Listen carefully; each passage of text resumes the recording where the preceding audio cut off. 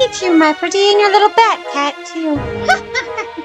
Hello, Jaime from Inky&Scrappy, sharing with you today my Get Creeping on Halloween make for February 2023. And it's a platform pop-up. It's been a little while. So if you don't know what Get Creeping on Halloween is, I will explain that in a little bit. I am starting with a new to me paper pack from Carta, Belle, Hocus Pocus by Stephen Duncan. It is my color inspiration for my palette today and for my platform pop-up. I am also bringing in the Best Witches stamp set from MFT. It maybe landed in my cart when they had their 40% off recently, and I fell in love with the little bat cat. It's adorable. And then I am also bringing in Tim Holtz's Cauldron Bigs die, kind of for my background on my platform pop-up. If you do not have that Bigs die, I'm pretty sure it's a few years old. I only say this because I know I used it for Jason for German class, and I think he had German class. Maybe his sophomore year in high school, and he's since graduated. So if you don't have that one, I know MFT has a cauldron that they had on clearance. I don't know if they still have it. Or I also thought about pulling in Lawn Fawn's Wickedly Perfect stamp set and using the cauldron on there. But I really liked the size of that Big's cauldron because it's definitely there in your face for a background piece. So I figured out my color mapping. I will share my color map on my blog if that is something that you are interested in. I have started to put my color maps, the pictures of my color maps, on a separate tab. So they are actually off on the side of my blog. If you visit it, it's www.InkyandScrappy.com. On the side of that, there is a link that has pages. On the pages, there's one that says Ohuhu, like marker blends or something along that line. And it will have all of my pictured color maps for you for easy reference. So if there's one that you like and you want to go back and grab that, but you don't want to scroll through, because I'm sorry, but Blogger's a pain in the butt to find things on, and I don't tag anything or hashtag anything on there because I suck. And that way it's a quick, easy reference for you to go back and grab a color map or some color blends if that's something that you're interested in. It's there. I'm not going to promise that I'll keep it always on the up and up, but I will try to remember to add pictures in there as I have them. So I'm just going in, and I did most of these 3-color blends on this one. I find it's easier on bigger images with the bullet nibs to get a 3-color blend to get, you know, the good variety there. Sometimes I will drop a color, sometimes I will add in one. Sometimes I do like a 4-color blend so that you can drop the top one or the bottom one to make a darker shade or a lighter shade, which I did with the green, if you caught that earlier. And so I'm just going in, trying to do all of the, you know, I hit the key images here. So I did do a pumpkin, the bat cat, because it's adorable. I think we're going to call bat cat a girl. I used to have a bat cat at the farm, and bat cat was a girl. She was a cute little thing. And so I hit that one, and then of course the little witch girl here as well, since she's a key image to my scene. So for my skin tone, I just came in with that one shade. I didn't do anything special. I did do a second layer over, you know, on some of the areas that I figured there was going to be some shading. I didn't go overboard with it. I have been trying to do a little bit more with the white gel pen. It's not my strong suit. I'm working on it. Okay. All right. So there are all of my images all colored up, and I will run them through the Brother Scan and Cut. And so, here's where I was talking. See, let's see what happens when I edit. I just have gone in with my shades of green and kind of created a monochromatic, I don't know, shaded piece of cardstock that I will cut out in a little while. I also colored in my flames here that I didn't end up using. I was thinking about using them, and then they just didn't work with my platform pop-up. I mean, they were going to be hidden for the most part. Anyways, and I actually did this on some, I think it's called champagne, metallic champagne luxe paper from envelopes.com. And so it does have a little bit of a sheen to it, or a sparkle. And I also did that on the handle for my cauldron. So I'm just bringing in some chipped sapphire oxide ink here to add a little bit of a blue hue along the outside, giving it a little bit of shading. It's going to help it coordinate a little bit better with my paper choices on this one. So I did pull out the Are You a Good Witch or a Bad Witch pattern paper for my platform pop-up. And then I did bring, there's like this swirly navy blue and black pattern paper in that paper pack as well that I'm going to bring in for my floor. And you will see me here. I just die cut it out partially with the die cut. I don't need the whole thing, so I just kind of make sure I get that one piece on there and cut it that way, and then I just trim off. Kind of want to be on the inside of the score lines on these, if that helps. It's so incredibly hard for me to see the score lines on these, at least at my desk. I think this one was okay. The other one, because of the pattern on a different one that I just did, it was a little bit harder. And so if you follow my channel, if you are subscribed, you will understand that, you know, this one probably came before my last platform pop-up. I don't know where it's going to fall in the line on my YouTube channel, so you'll have to excuse me if it's still to come. But this one kind of made me remember to make sure I did all the things in the proper order on my next platform pop-up, or my last platform pop-up, however you want to say that. So this one was actually filmed February 9th. Because I had my niece over, so I picked her up. You will see her little hand pop in here fairly quickly because you see there's me trying to encourage her. There we go. So I did get her fingers in there. You will see them multiple times through the rest of the video because once I broke that little, you know, don't be afraid to put your little fingers on camera. Yeah, she was all over in my space. Love and life. So she was working on a platform pop-up because she loves interactive cards, just like I love interactive cards. And, you know, Aunt Jaime has all of the cool things, so she likes to make them when she's here. So I'd actually picked her up the day before because I had my card class locally, and she's been begging to go. So I said, you know what? For her birthday, I told her I will come and pick you up for card class. I knew I had enough kits, and, you know, I'm all about enabling that creative streak.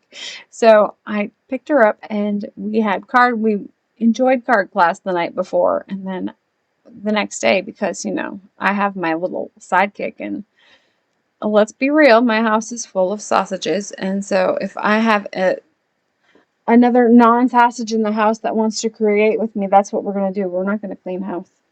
We're going to waste time. That's how I roll. So I was like, well, I need to get this one done. So if you're watching this one, I just got back from vacation. Yeah.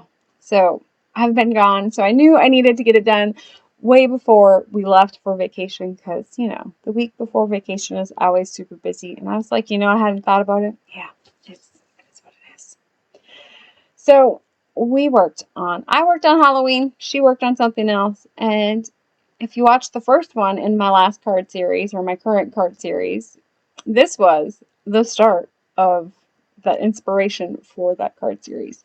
So she had kind of picked the stamp set and the theme that she wanted, and we went from there.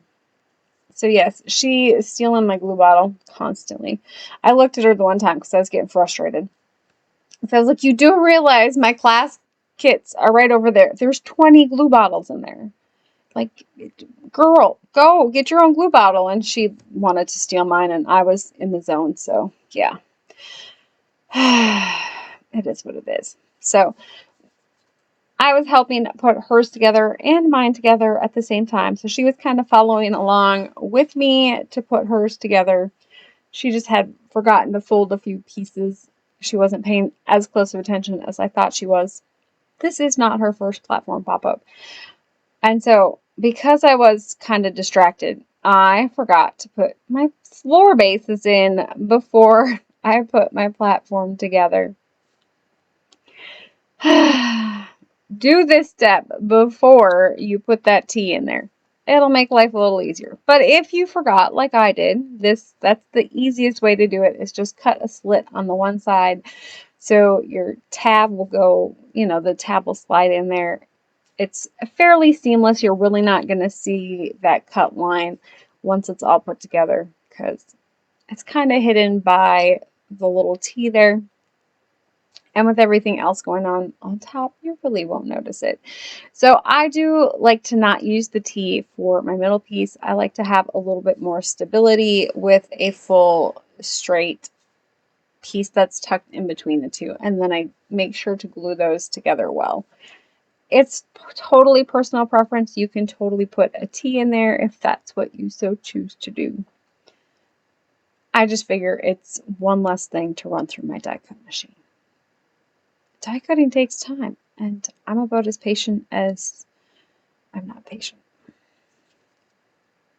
It is what it is. So I'm going to finish putting this one together here. Yes, I use both double-sided adhesive and glue. I find it keeps my platform pop-ups together. I don't have to worry about them popping apart. So see, hers was done, mine was done. We're good to roll. Now it's just decorating time. And if you're like me, that's my favorite part. And yes, I had to slow down and show you I made a Mickey Mouse. I mean, Mickey happens. You gotta share when Mickey happens. It's, one of those things. It's the magic of Mickey. I decided that my green bubbles needed a little something something. So I am bringing in some of that green mica spray stain from Tim Holt. I'm not exactly sure which one that one was. It was the limier green of the shades of green that are out there. I can list it below if you're interested. And so I just added a thin little layer of green on there. It also helped get them colors to blend a little bit better. I didn't work on my blend on this one at all. I just kind of was like, I just want them to have a different variegation. That was the word I was looking for earlier. Variegation of green.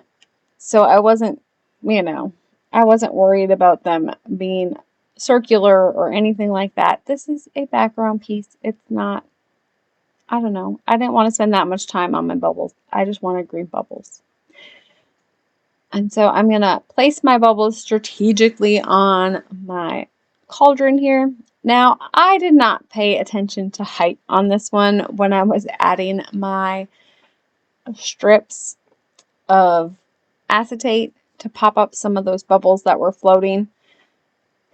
If you're worried about mailing something, pay attention a little bit better than I do as to your height on your card.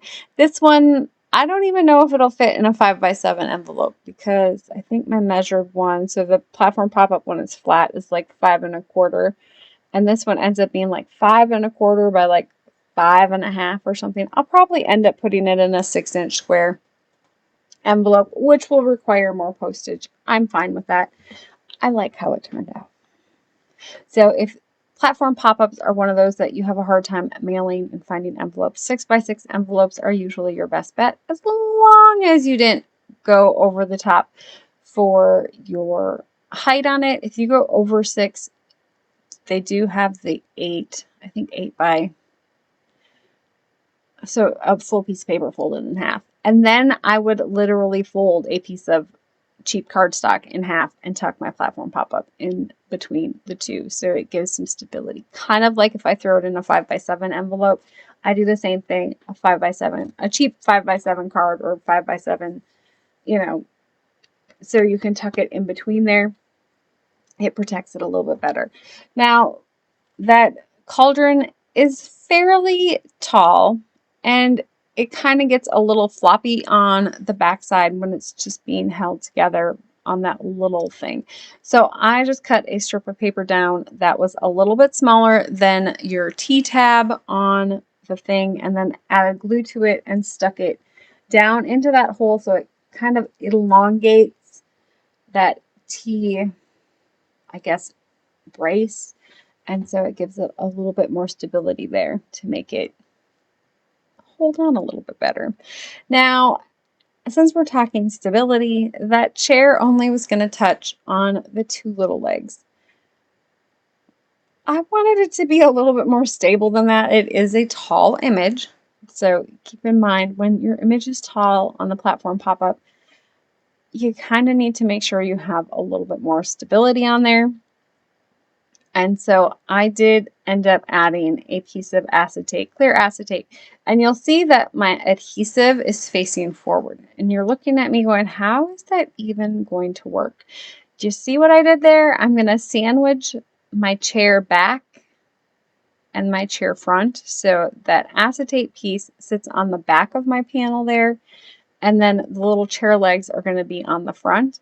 And so that way it kind of hides the acetate for the most part. And my little chair legs will kind of sandwich that in between there and hopefully keep that, you know, fairly stable. It is very stable in there. And so as I'm waiting for my glue to return, I'm working on figuring out where I'm going to put all of my little pumpkins here. So I will start with the taller one in that middle layer. I kind of want to layer them so my bigger images, you know, so it goes bigger to smaller so you can see all of the things on the platform pop up. And then I will continue to add in some more of those pumpkins. I maybe should have done another green pumpkin. I kind of like the green pumpkin. And so it kind of adds just a pop of color where you're not really expecting a pop of color. So I'm going to add my little bat cat here, figure out my broom. I was like, this broomstick is totally long. Like, why is it so long? And then I realized it was so the little witch could ride it. Yeah, I know. I'm slow on the uptake sometimes. It's okay. And then, of course, the bat has to be flying because his wings are out and he's carrying a pumpkin or jack-o'-lantern around. So I did bring in a little bit thicker piece of acetate.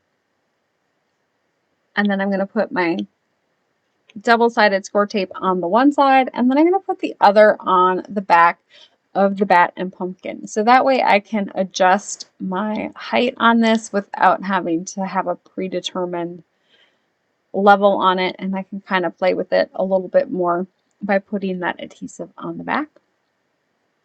So once I am done with that, I'm going to cut a little bit off of my broom. It was just way too long. Like, I was just like, it's not going to fit. And yeah, see, that's where I realized, oh, it's that long so she can sit on it and you can actually see the broom. I know, I'm a bright one, Charlie Brown. And so I'm going to tuck that in behind the chair there. And then I need to figure out my sentiment. So I was kind of going back and forth between a few of them. I liked them all, but this is a Halloween card. And I also didn't want to cover up the, are you a good witch or are you a bad witch? Because that was kind of why I strategically cut out that pattern paper the way I did, because I wanted that sentiment or that text on the front. I know, I'm silly like that. It's all good. So I decided on let's brew up some fun because of the big cauldron in the back. And then for the back, of course, I needed to add a Halloween sentiment. Now, I will say I maybe should have cut out a second cauldron and covered up the back of my cauldron and maybe colored both sides of my bubbles. I'm fine with it the way that it is. It's not like you're going to have the backside facing out for the most part, but usually I like to finish my cards off so you can look at them from all sides. I did not on this one. I'm okay with it. It's, you know, up to you how you want to do those things. So I will bend it. I bent it a little bit and then made sure it was going to go around the corners there. I did do my double-sided adhesive and glue again to make sure that it actually stays there.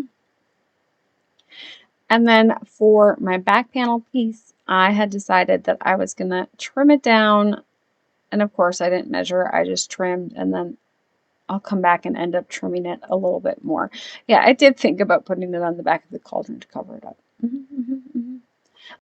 And this will finish up my Get Creeping on Halloween February 2023 card by adding that onto the back there. So Get Creeping on Halloween. The hashtag is totally driven by an idea I had back in October because I was sad Halloween was ending. It is my favorite season and I never get everything done. So I decided that the last day of every month at midnight, I will post a Halloween make for you to enjoy. Please feel free to join in the Get Creeping on Halloween hashtag on Instagram or YouTube if you so choose. I would love to see your makes. I want to creep on your Halloween creep too. And of course, I had to share Faith's make too. It was definitely the inspiration for my last or current card series. I hope you have an amazing rest of your day and please keep getting inky. Take care.